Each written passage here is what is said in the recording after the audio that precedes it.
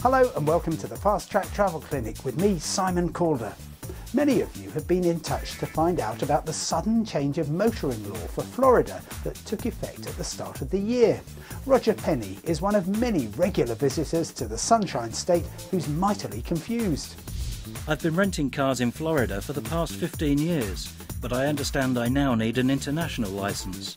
Please update me on the situation. At the start of this year, Florida's lawmakers required all foreign motorists to carry the International Driving Permit, a document that virtually no other mainstream vacation destination demands.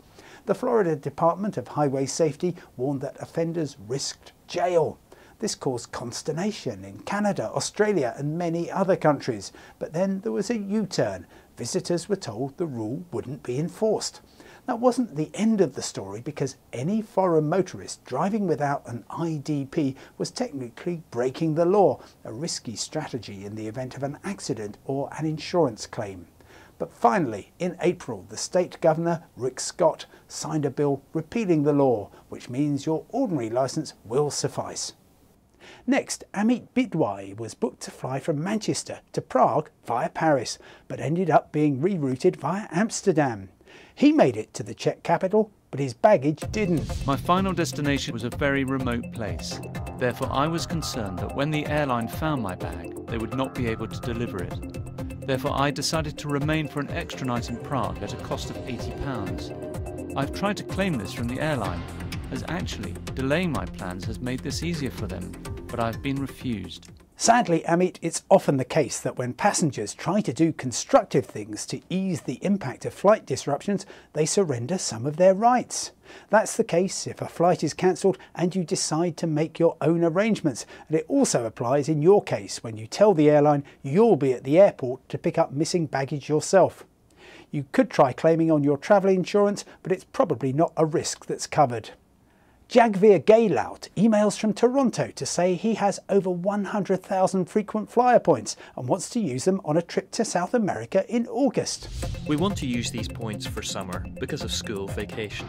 Jagveer, I've looked at availability heading south from Canada's largest city with no luck at all. Planes are flying fuller than ever before, and as a result, finding seats for frequent flyer points is a huge problem, an issue we'll be covering in a future travel clinic investigation.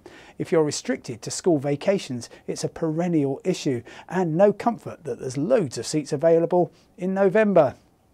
Finally, Lynn Kerslake wins the Fast Track Prize for planning ahead, asking for advice on a trip to California with her husband and 15-year-old son in 2015. We would prefer to stay near a beach area that is within walking distance, as we won't be driving when we're there. But we would also like to visit attractions that are in LA, such as Grauman's Chinese Theatre Show and Hollywood's Walk of Fame. No contest, Lynn. It has to be beautiful Santa Monica, perfectly placed for a combination of beach and city. You don't need a car in Los Angeles, despite what some travellers think. Public transport is first rate, with a good subway system and incredibly frequent buses at implausibly low fares.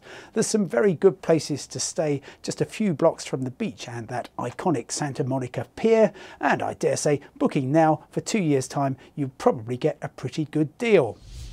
That's all we've got time for in this session of the Fast Track Travel Clinic, but whether you're seeking a budget bed in California or a first-class flight, just email fasttrack@bbc.com and I'll do my very best to find you an answer. From me, Simon Calder, bye for now and see you next time.